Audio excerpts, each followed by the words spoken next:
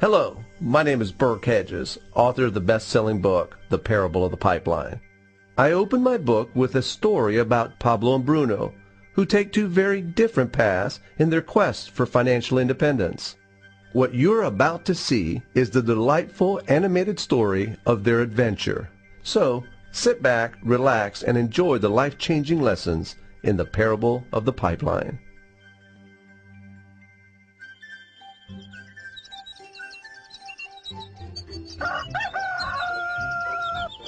Far away, in a small village, near a beautiful valley, lived two friends, Pablo and Bruno. They were both young and dreamed of a better life for themselves. They'd often discuss their dreams about how they would become the most successful men in the village. They weren't afraid of hard work, and they searched for opportunities to help realize their goals and achieve their dreams. One day, an opportunity presented itself.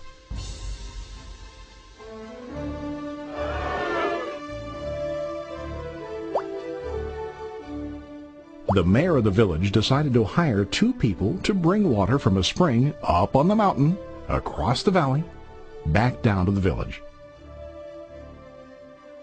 They were to be paid based on the amount of water delivered to the village. Bruno and Pablo enthusiastically got to work. Every day, from morning till evening, they carried buckets to and from the spring. They worked hard, carrying water to the village. In the evening, they'd return home with their day's wages.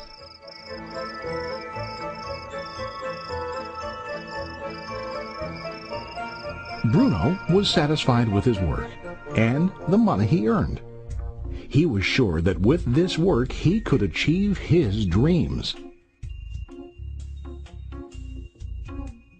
Bruno thought that to increase his wages he could use bigger buckets to bring more water each trip.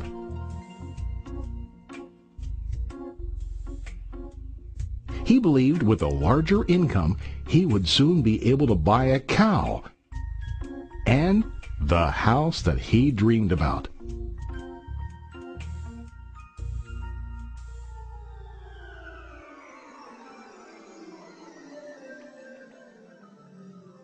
Now Pablo was not satisfied. At the end of the day, his back and hands ached, and he was exhausted. He was looking for an easier way to earn more. One day an idea occurred to Pablo.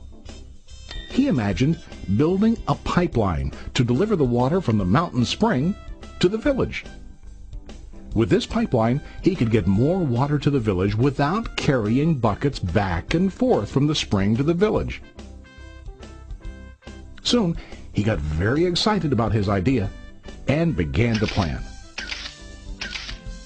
Pablo, of course, shared his idea with his friend Bruno and asked him to join with him to work on and help build the pipeline.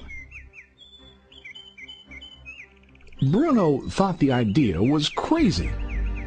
All Bruno could think about was what his money could buy today and how to get it quicker.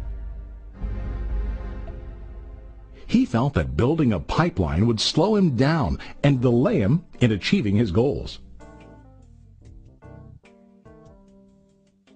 Instead, Bruno got bigger buckets and went more often back and forth fetching water.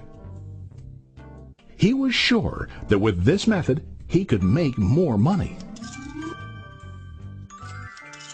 Pablo decided to build the pipeline on his own.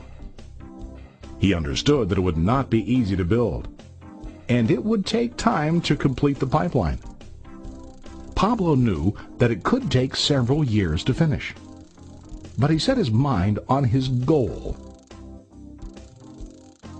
Every day he worked and carried water like before. But on weekends and during his spare time, he worked hard to dig in the rocky soil and build his pipeline. In the first month, there was little to show for his work.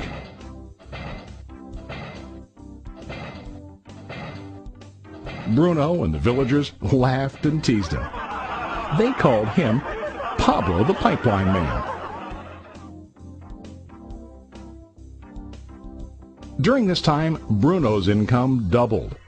He already bought a cow and a bigger house. His lifestyle changed. He now spent time after work in the bar, enjoying his hard-earned wages from delivering water.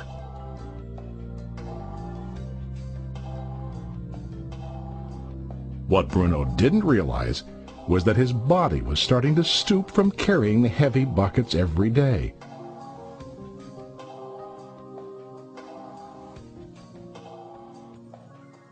His face looked worn and his body tired. Soon, he began to carry less and less water due to the wear and tear on his body.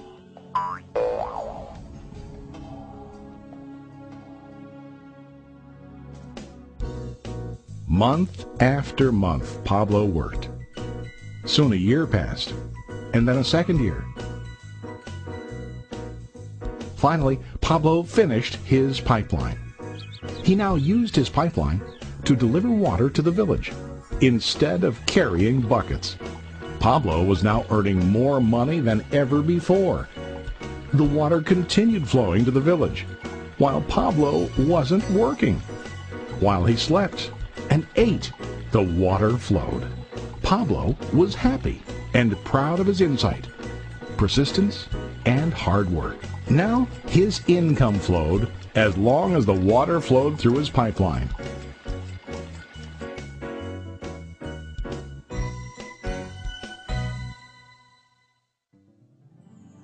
The story of Bruno and Pablo is a reflection of life.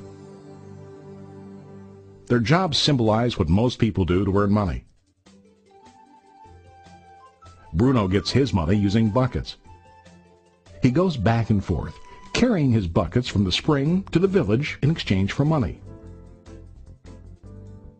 To increase his income, he either has to go more frequently to the spring or to use larger buckets.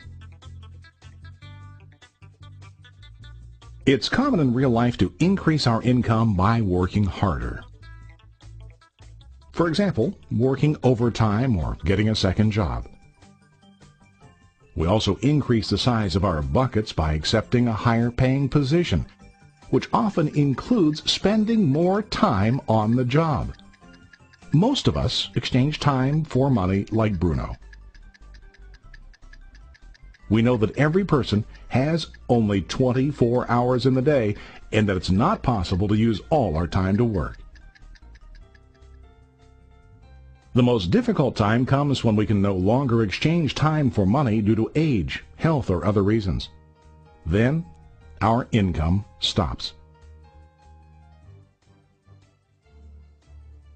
Now let's review what Pablo did.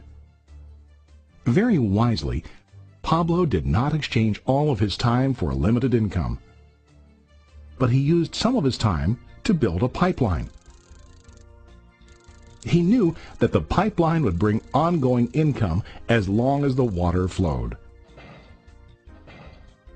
An ongoing income that multiplied the time he worked each day. Pablo knew that someday, maybe because of age or health, he would no longer be able to exchange his available time for money.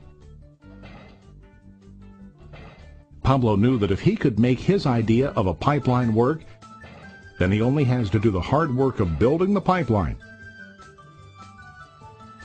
After the pipeline was completed, Pablo was able to monitor and maintain the flow of water to ensure that his income will continue.